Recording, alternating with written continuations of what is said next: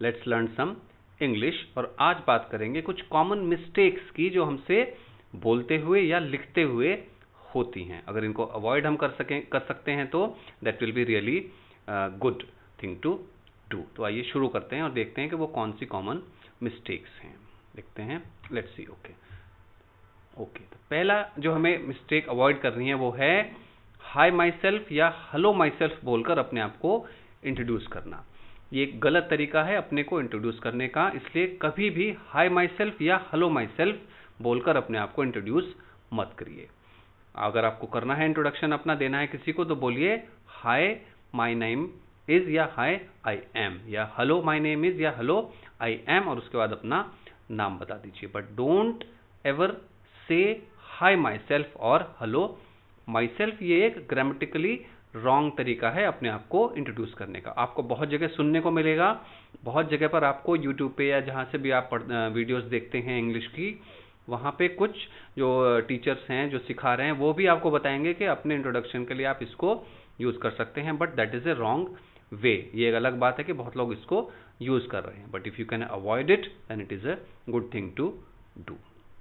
Okay, second है, कई बार आपको कहीं सुनने को मिलेगा या कुछ लोग ये भी पढ़ा रहे हैं कि आप बोल सकते हैं आई एम अग्री या आई एम कैन। ये दोनों बिल्कुल गलत हैं। अगर आपको बोलना है तो बोलेंगे आई अग्री, या अगर आपको यहाँ एम आपने लगा दिया तो आपको बोलना पड़ेगा I am in agreement with you. I agree with you या I am in agreement with you. But I am agree कभी भी एक साथ नहीं बोल सकते हैं आप, because that is absolutely wrong. Similarly I am can कभी नहीं बोल सकते हैं, या तो आप बोलेंगे आई एम या आप बोलेंगे I can.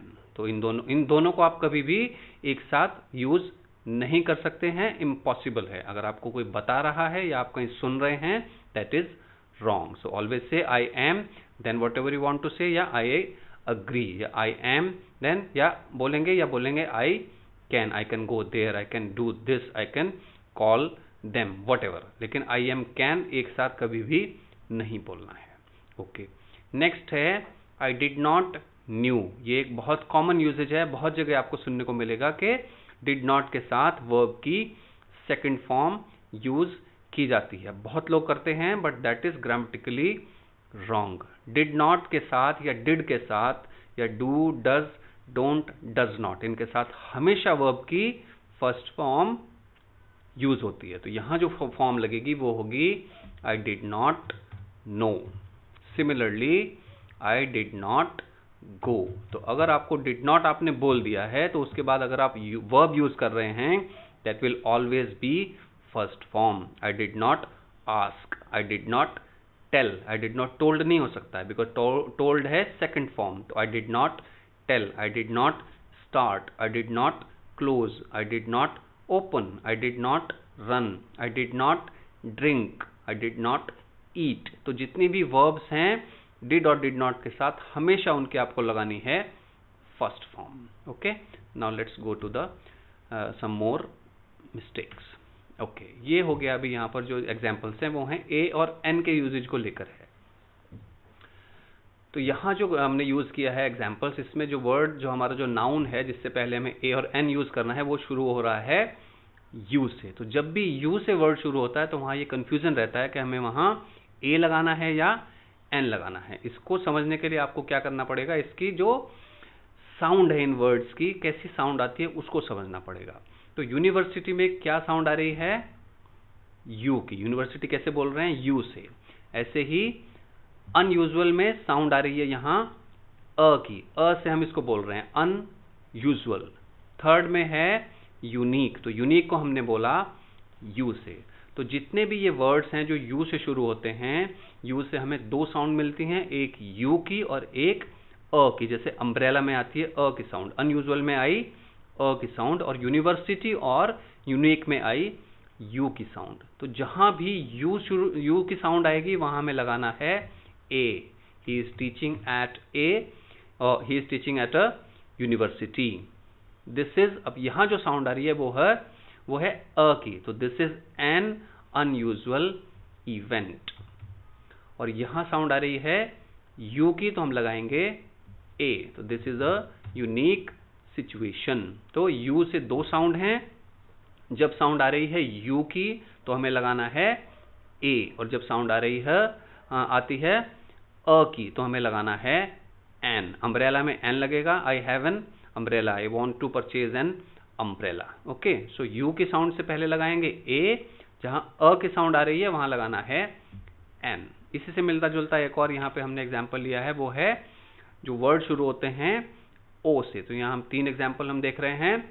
You will get one time password, you will gate OTP, it was one man show. तो ओ के साथ भी ऐसा ही है, इससे भी हमें 2 साउंड मिलती हैं। एक साउंड होती है ओ की, जैसे कि सेकंड एग्जाम्पल में है। यहाँ OTP में क्या साउंड है, ओ की, तो जहां ओ की साउंड है वहां हम लगाएंगे an, you will get an OTP। But यहां जो साउंड आ रही है वन की, वन में किससे शुरू हो रहा है, व से, तो वहां हमें लगाना है a, you will get a one time password. तो वन टाइम पासवर्ड में साउंड आ रही है व की तो हमने लगाया ए, और यहाँ OTP में साउंड आ रही है ओ की तो हम लगाएंगे एन। थर्ड एग्जाम्पल में भी साउंड आ रही है, आती है व की, वन मैन शो, तो यहाँ हम लगाएंगे a, it was a one man show. तो ओ की 2 साउंड हैं, ओ अगर वहां साउंड ओ की है तो हम लगाएंगे एन, और अगर व की साउंड है तो वहां लगाएंगे a. I hope it is now clear. Okay, now go to the next slide. Okay, 3 examples हैं। I need an advice from you, I don't need an advice, और I need many advices from her.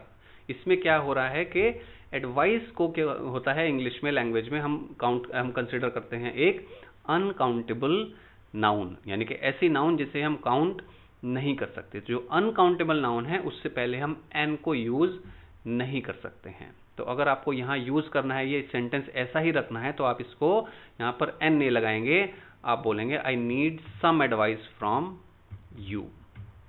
Okay, या अगर आपको लगाना ही है ए वहां पर, तो उसके लिए आपको बनाना पड़ेगा I need a piece of advice from you. But अगर आपको वो भी नहीं लगाना है तो यहां बोल दीजिए I need some advice from you, but I need an advice from you कभी नहीं बोलना है। Similarly I need some advice या I need a piece of advice, तो ये है। उसी तरह से जब अनकाउंटेबल नाउन है तो हम इसमें इसका प्लूरल नहीं बना सकते हैं, तो यहां पे हमको करना पड़ेगा I need A lot of advice from her. Okay, तो एडवाइस से पहले हमें एन नहीं लगाना है, आप लगा सकते हैं सम, या आप लगा सकते हैं ए लॉट ऑफ, या आप लगा सकते हैं any. I don't need any advice from you. ठीक, okay, so that is clear. तो एडवाइस से पहले कभी भी एन नहीं लगाना है, क्या लगाना है, सम, या बोल सकते हैं ए पीस ऑफ एडवाइस, या बोल सकते हैं एनी एडवाइस, और एडवाइस में आप एस लगाकर उसको प्लूरल भी नहीं बना सकते हैं। ओके, नेक्स्ट है 2 एग्जांपल्स लिए यहाँ पर, द मैन हु और which is playing tennis is my friend, और सेकंड है द गर्ल हु और that is wearing jeans is my sister. तो हमें डिसाइड ये करना है कि मैन या गर्ल के साथ हमें यहाँ पे हु लगाना है, विच लगाना है, या हु या दैट लगाना है। तो हमेशा ध्यान रखिएगा कि जब भी हम कहना चाहिए कि लिविंग चीज की बात कर रहे हैं, इंसानों की बात कर रहे हैं, तो वहां पे हमें यूज करना है हु, या इनमें से हु लगेगा और यहां भी हु लगेगा। तो जब भी हम किसी इंसान के बारे में बात कर रहे हैं तो वहां पर विच या दैट हमें यूज नहीं करना है, हमें हमेशा यूज करना है हु। तो अगर वहां चॉइस में आपको लग रहा है, कंफ्यूजन है थोड़ा सा कि हु लगाना है या दैट या विच, तो हमेशा अगर हम किसी इंसान की बात कर रहे हैं, व्यक्ति की बात कर रहे हैं, तो हमेशा हमें यूज करना है who. The man who is playing tennis या the girl who is wearing jeans. Which हम यूज करते हैं नॉन लिविंग चीजों के लिए। ओके, यहाँ अगर कोई नॉन लिविंग चीज होती तो यहाँ हमें लगाना पड़ता विच या दैट, वो लोग क्योंकि वो हैं नॉन लिविंग। लिविंग के लिए हम लगाएंगे हु। ओके, यस, ये लिखते हुए हमसे काफी एक कॉमन मिस्टेक है। यहाँ जो 2 एग्जांपल्स हैं उसमें हमें जो डिसीजन लेना है कि ये ग्रेट ग्रैंड मदर जो लिखा हुआ है ये सही है या गलत है। बिल्कुल ये गलत है। क्यों गलत है ये मैं आपको बता देता हूँ। She lives with her 90-year-old great grand mother. तो अगर हम इनको अलग अलग करके रखेंगे तो इसका मतलब होगा कि उसकी जो ग्रैंड मदर हैं वो ग्रेट हैं, लेकिन ऐसा नहीं है, वो ग्रेट नहीं है, वो ग्रेट ग्रैंड मदर हैं। यहाँ हमें लगाना पड़ेगा हाइफन, यानी कि वो दादी की भी मदर हैं, तो इसलिए हम बोल रहे हैं ग्रेट ग्रैंड मदर, लेकिन वो महान नहीं है। ग्रेट का जो मीनिंग है, अगर इसको हम सेपरेट कर रहे हैं तो वहाँ ग्रेट का मीनिंग हो जाएगा महान, तो इनको हमें लगाना पड़ेगा हाइफन। सिमिलरली यहाँ होगा माई ग्रेट ग्रैंडफादर, तो मेरे महान ग्रैंडफादर नहीं हैं, वो मेरे ग्रैंडफादर के फादर हैं, इसलिए हम उनको ग्रेट ग्रैंडफादर बोल रहे हैं, तो यहाँ भी हमें लगाना पड़ेगा हाइफन। तो जब भी इस तरह का वर्ड आए, great grandfather, great grand mother, या जो भी उस तरह का वर्ड है, वहाँ हमेशा उसमें आपको हाइफन यूज करना है। ओके, ये भी लिखने वक्त होता है, हमसे लिखते वक्त हमसे गड़बड़ हो जाती है। योर्स सिंसियरली में हमें ये जो यहाँ हम एपोस्ट्रोफी लगा रहे हैं ये नहीं लगाना है, क्योंकि yours is a valid word. तो कभी भी एप्लीकेशन या लेटर के बाद जब आप लिखते हैं योर्स सिंसियरली, तो वहाँ हाइफन आप सॉरी एपोस्ट्रोफी आपको नहीं लगाना है। So this is the correct way of writing yours sincerely. Similarly यहाँ जो मैंने लिखा है, ये children's park is now open, तो चिल्ड्रन यहाँ पे क्या हो रहा है कि ये हमने क्यों लगाया, नॉर्मली हम जो एस होता है, कोई वर्ड प्लूरल में खत्म हो रहा है तो उसके बाद हम एपोस्ट्रोफी लगाते हैं, जो एस में खत्म होते हैं वहाँ हमें लगाना है। जैसे कि अगर कोई वर्ड अगर मुझे याद आ जाए, जैसे बसेस, तो हमें अगर यहाँ ये लिखना है बसेस और उसके बाद एपोस्ट्रोफी लगा देंगे तो वो तो वैलिड है, दैट इज बसेस, राइट, क्योंकि ये वर्ड एस में खत्म हो रहा है, इसके बाद लग गया एपोस्ट्रोफी। लेकिन यहाँ तो वर्ड हमारा खत्म हो रहा है एन में, तो यहाँ पर ये नहीं लगाएंगे, एपोस्ट्रोफी के बाद लगेगा एस, क्योंकि चिल्ड्रन जो है वो चाइल्ड का प्लूरल है, तो प्लूरल में हम यहाँ चिल्ड्रन प्लूरल हो गया, उसके बाद हमने लगा दिया यहाँ पर एपोस्ट्रोफी, तो ये हो गया करेक्ट यूसेज। तो योर्स में यहाँ ये हमें नहीं लगाना है एपोस्ट्रोफी, और अगर चिल्ड्रन के बाद लगाना है तो ऐसे लगेगा यहाँ एपोस्ट्रोफी उसके बाद S. Okay, yes, senior, junior, superior, inferior, इनसे जब भी आप सेंटेंस बनाएंगे और आप किसी को बता रहे हैं कि वो मुझसे सीनियर है, जूनियर है, ये चीज़ सुपीरियर है, इंफीरियर है, तो उसके बाद कंफ्यूजन ये रहता है कि टू लगाएंगे या देन लगाएंगे। तो इन चारों वर्ड्स के साथ जब भी आप कोई सेंटेंस मेकिंग करेंगे उसमें हमेशा आपको लगाना है टू। कौन कौन से वर्ड हो गए? Senior, junior, superior and inferior. इनको जब भी आप सेंटेंस इनसे बनाएंगे तो आपको वहां लगाना है टू।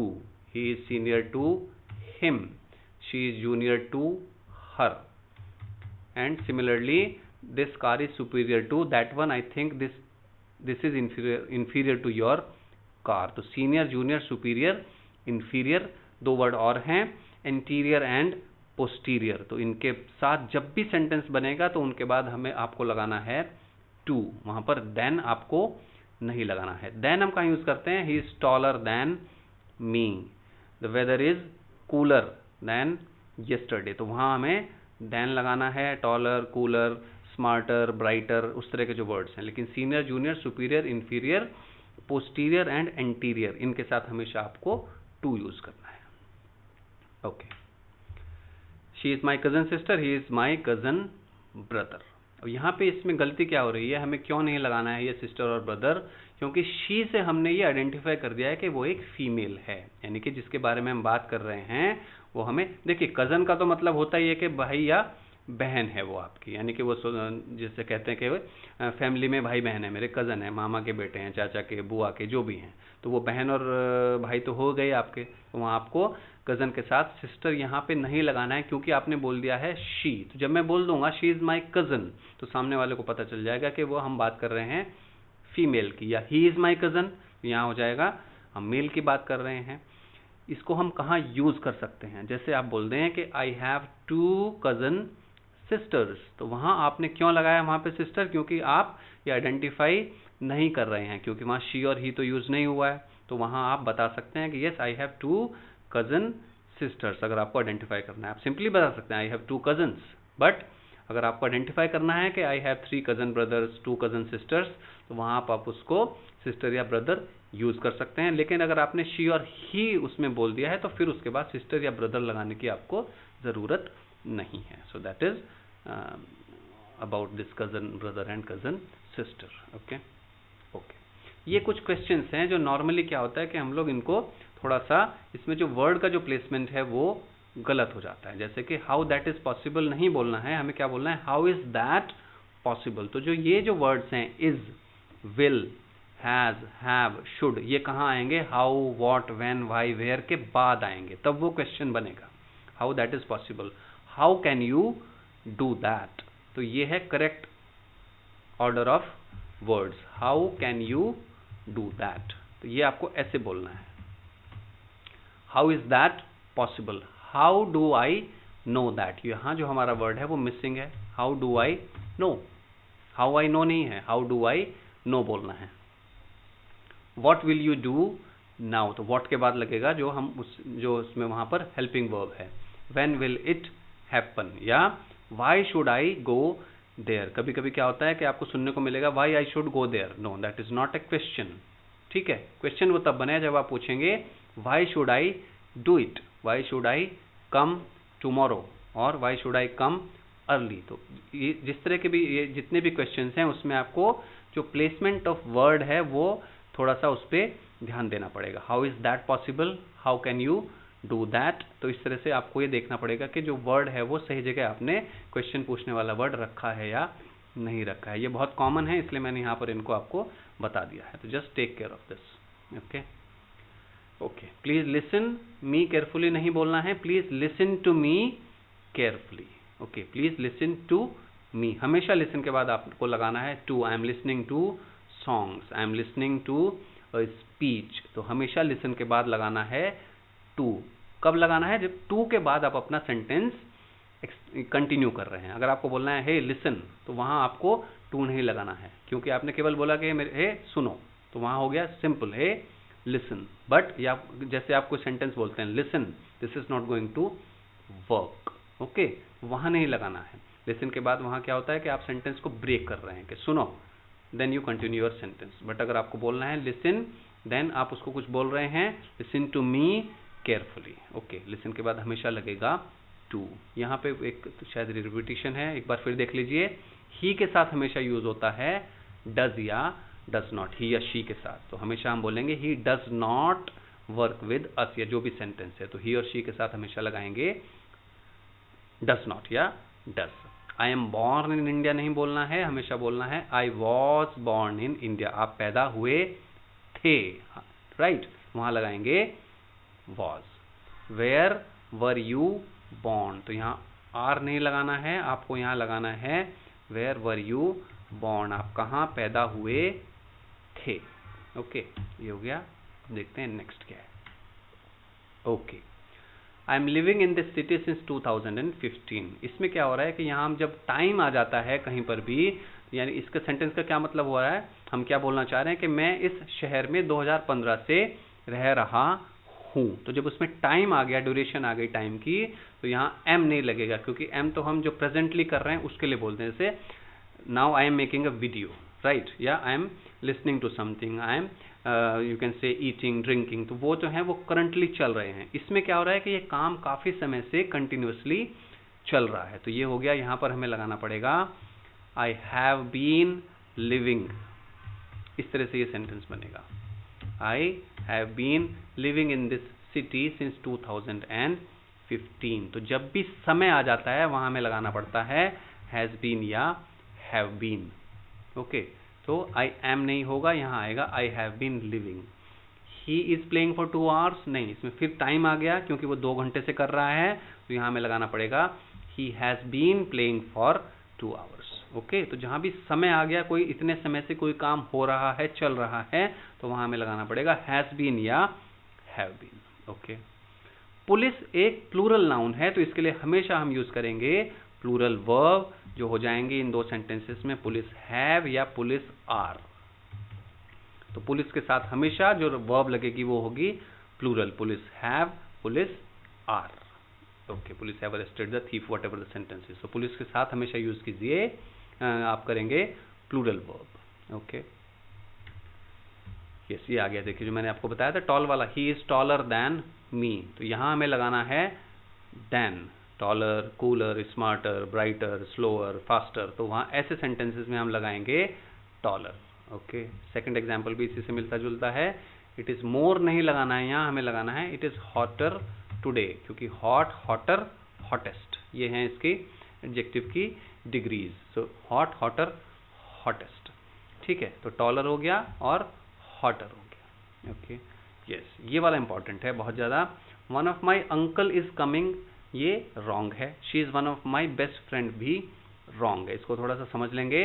वन ऑफ माई का मतलब होता है कि बहुत सारे में से एक। तो यहाँ पे हम क्या बोलना चाह रहे हैं कि मेरे बहुत सारे अंकल्स हैं, उनमें से एक आ रहे हैं। One of my uncles is coming, तो यहाँ हमें लगाना पड़ेगा एस, क्योंकि बहुत सारे अंकल की हम बात कर रहे हैं, उनमें से एक आ रहे हैं।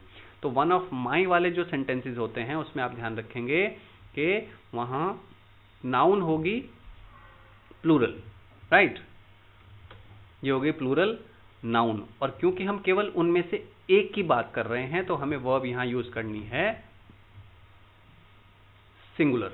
तो नाउन प्लूरल होगी वन ऑफ माई में और वर्ब होगी plural. She is one of my best friend, no, she is one of my best friends, क्योंकि मेरे बहुत सारे फ्रेंड्स हैं, उनमें से वो है एक है, यानी कि मेरे बहुत सारे बेस्ट फ्रेंड्स हैं, उनमें से वो एक है। तो यहां हम इसको यूज करेंगे। नाउन ये हो गए प्लूरल और शी इज हो गया सिंगुलर वर्ब। तो वन ऑफ माई वाले जितने भी सेंटेंसेस हैं उसमें नाउन आपको यूज करनी है प्लूरल और वर्ब यूज करनी है singular. Okay, now let's go to next one. Okay, ये है एक एग्जाम्पल हैं, दो इसमें पहले एग्जाम्पल हैं। Population of Mumbai is more than Jaipur and second है temperature of Delhi is more than Chennai. इसमें गड़बड़ क्या है कि अगर हम ये सेंटेंस पढ़ें तो इसमें ऐसा लग रहा है कि जो मुंबई की पॉपुलेशन है वो जयपुर से ज़्यादा है, लेकिन वो जयपुर से ज़्यादा नहीं है, जयपुर की पॉपुलेशन से ज़्यादा है। तो इसमें हमें लगाना पड़ता है population of Mumbai is more then that of Jaipur. तो दैट ऑफ में क्या मीनिंग आ जाता है कि जयपुर की जो पॉपुलेशन है, क्योंकि पूरे सेंटेंस में हम पॉपुलेशन की बात कर रहे हैं। Similarly temperature of Delhi is more then that of Chennai. अगर हम बोल देंगे temperature of Delhi is more than Chennai तो ये गलत हो जाएगा, क्योंकि चेन्नई से ज़्यादा नहीं है दिल्ली का टेम्परेचर, चेन्नई के टेम्परेचर से ज़्यादा है। तो ये डिफरेंस है। तो इसको हमेशा अगर इस तरह का सेंटेंस आप बोल रहे हैं तो आप लगाएंगे मोर देन दैट ऑफ। ये थोड़ा सा ध्यान रखना पड़ेगा आपको। ओके, ये थोड़ा सा यहाँ नेक्स्ट जो दो एग्जाम्पल हैं वो प्रोनाउन को लेकर हैं। ये पहले में क्या हो रहा है कि he and me are going to watch a movie, ये गलत है क्योंकि हमें शुरू में है, ये सब्जेक्ट प्रोनाउन है, हम यहाँ सेंटेंस अपना शुरू कर रहे हैं। फॉर एग्जाम्पल आप इसमें से ही को निकाल दीजिए तो सेंटेंस क्या बनेगा, I am going to watch a movie, यानी कि यहाँ हमें लगाना है आई। ओके, तो ये हो गया ही एंड आई। ये सुनने में अजीब लगता है but this is grammatically correct. He and I are going to watch a movie, yes this is correct. जैसे मैंने आपको अभी इसको चेंज करके बताया कि I am going to watch a movie is correct.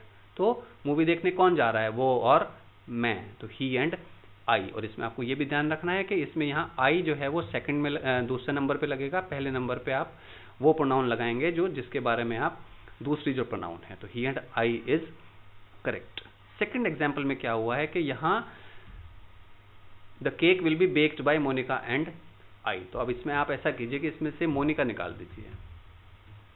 अब क्या हो जाएगा sentence, the cake will be baked by I, तो हो नहीं सकता है, तो क्योंकि ये सेंटेंस के आखिर में लग रहा है, so that is a object pronoun. तो ऑब्जेक्ट प्रोनाउन यहाँ क्या लगेगा, आई का होता है मी, तो cake will be baked by me. तो इनको समझने का बहुत आसान तरीका है। अगर आप कभी ऐसा कंफ्यूजन हो जाए आपको तो उसमें से जो दूसरा प्रोनाउन है वो आप निकाल दीजिए और उस सिंगल से आपको सेंटेंस बनाकर देखना है, वहाँ जो फिट होगा प्रोनाउन वो आप वहाँ पर कर दीजिए। बहुत आसान है, the cake will be baked by me. अगर यहाँ दोनों चीजें लिखी हैं तो कंफ्यूजन है कि क्या करना है। व्हाट्स हैपनिंग, ओके, तो Monica and me, this is the correct pronoun. Okay, next one. I think 3 more are there. Okay, she will return back home in 3 days. Please return back my book tomorrow. यहाँ पे क्या गड़बड़ है कि हमने return के साथ back use किया है, लेकिन रिटर्न का मतलब ही होता है वापस करना या वापस होना, जो भी है उसमें उसका मतलब छिपा हुआ है वापस का। तो इसमें बैक हमें लगाने की जरूरत नहीं है। She will return home in 3 days. Please return my book tomorrow. तो यहाँ पे बैक की हमें जरूरत नहीं है। Similarly I will revert back to you soon और please revert back at the earliest. यहाँ भी क्योंकि रिवर्ट में भी ये मीनिंग इसके अंदर ही छुपा रहता है। प्लीज़, इसमें पहला सेंटेंस है I will revert to you soon, यानी कि मैं जल्दी ही आपसे संपर्क करूंगा या वापस आपसे संपर्क करूंगा। Please revert at the earliest, ये थोड़ा अजीब लगता है सुनने में कि I will revert to you soon, but that is grammatically correct. तो रिटर्न के बाद और रिवर्ट के बाद हमें बैकवर्ड यूज नहीं करना है। Okay, right. Can you learn this to me, ये रॉन्ग है, बिकॉज लर्न का मतलब होता है पढ़ना। आई कैन लर्न दिस, मैं ये पढ़ सकता हूँ या मैं सीख सकता हूँ। लर्न का मतलब हो गया सीखना, sorry. So I can learn this, यानी कि मैं ये सीख सकता हूँ। तो यहाँ हम क्या कहना चाह रहे हैं कि क्या आप ये मुझे सिखा सकते हैं। तो सिखाने का जो वर्ड है वो है teach. Can you teach this to me. Okay, next है please understand me this some. ये एक थोड़ा सा इंटरेस्टिंग स्ट्रक्चर है। इसमें क्या करना है, आपको यूज करना पड़ता है ऐसे सेंटेंसेस में, please make me understand this sum. तो अंडरस्टैंड का मतलब होता है समझना, और जब हम यहाँ बात कर रहे हैं कि प्लीज मुझे ये समझाओ, तो जहां भी ये समझाने वाली बात आती है वहां हमें लगाना पड़ता है मेक इसके साथ। Please make me understand this sum. या जैसे कि इसके और एग्जाम्पल मैं यहाँ आपको बता दूं दो चार, जैसे कि ही मेक्स मी लाफ। तो अगर हम वहाँ एक उसका सेंटेंस हम यूज करते हैं, जैसे बोलते हैं ही लाफ्स, यानी कि वो हंसता है। और अगर वो मुझे हंसाता है तो हमें क्या करना पड़ेगा, ही मेक्स मी लाफ, वो मुझसे काम कराता है। ही मेक्स मी वर्क, वो मुझसे कपड़े धुलवाता है। He makes me wash clothes, उसने मुझसे कपड़े धुलवाए। He made me wash clothes. तो यहाँ भी ये फीलिंग आती है कि कराना, बताना या समझाना, इस तरह के जो सेंटेंसेस हैं उसमें हम यूज करते हैं मेक को। सेंटेंस के हिसाब से मेक, मेड या made. They have made him work hard, यानी कि उन्होंने उससे मेहनत कराई है या करवाई है। तो इस तरह से इसमें हम यूज करते हैं मेक और मेड को। ओके, नेक्स्ट एग्जांपल में है although she was awake but she did not open the door. इस सेंटेंस में गड़बड़ क्या है कि अगर आपने सेंटेंस अपना ऑल्दो से शुरू किया है तो उस सेंटेंस में आपको बट लगाने की जरूरत नहीं है। एक बार फिर ये सेंटेंस सुनने में थोड़ा सा अजीब लगेगा, although she was awake she did not open the door, but this is grammatically correct. तो जहां भी ऑल्दो आ गया सेंटेंस में, वहां उसमें आपको बट यूज करने की जरूरत नहीं है। So always only use although. Okay, now this is the last one. I look forward to meet you या I am looking forward to see you. तो इसमें हमें क्या करना है कि जब भी हमारे सेंटेंस में I am looking forward to या आई लुक फॉरवर्ड टू आता है और उसके बाद हम वर्ब यूज कर रहे हैं, तो उसमें हमेशा यूज करनी है ING form. I look forward to meeting you या I am looking forward to seeing you. I am looking forward to receiving your call. I am looking forward to attending the marriage या wedding. तो यहाँ जब भी आई am looking forward या I look forward to के बाद जो verb use होनी है वो हमेशा होगी आईएनजी फॉर्म। इसको हमेशा याद रखिएगा। सो ये कुछ कॉमन कहना चाहिए मिस्टेक्स हमने इस वीडियो में डिस्कस किए हैं। इनको एक बार में हो सकता है कुछ चीज़ें आपको समझ में ना आई हो, तो आप उसको इसका रिप्ले करके इसको देख सकते हैं and try to understand and try to avoid these mistakes. मुश्किल नहीं है, समझना आसान है, फॉलो करना भी आसान है, थोड़ी सी प्रैक्टिस आपको इसकी करनी पड़ेगी and I think it is going to take care of a lot of common mistakes which normally occur, they occur out of habit. कोई ऐसा नहीं है कि हमको पता नहीं है, बहुत सारी चीज़ें पता हैं, लेकिन उसके बाद भी क्योंकि वो सुनने में थोड़ा सा अजीब लगता है, इसलिए बहुत सी चीज़ें हम लोग उसमें गलतियाँ हमसे हो जाती हैं। तो इनको बार बार कोशिश कीजिए कि समझ लें। एक बार में समझ में नहीं आएगा, कई बार वीडियो को देख के आपको ये चीज़ें इसमें क्लियर हो जाएंगी। I hope this helps you in taking care of some of these you can say mistakes. Okay, so thank you so much for watching and let's see what I come up in the next video. Thank you so much for watching and bye bye for now.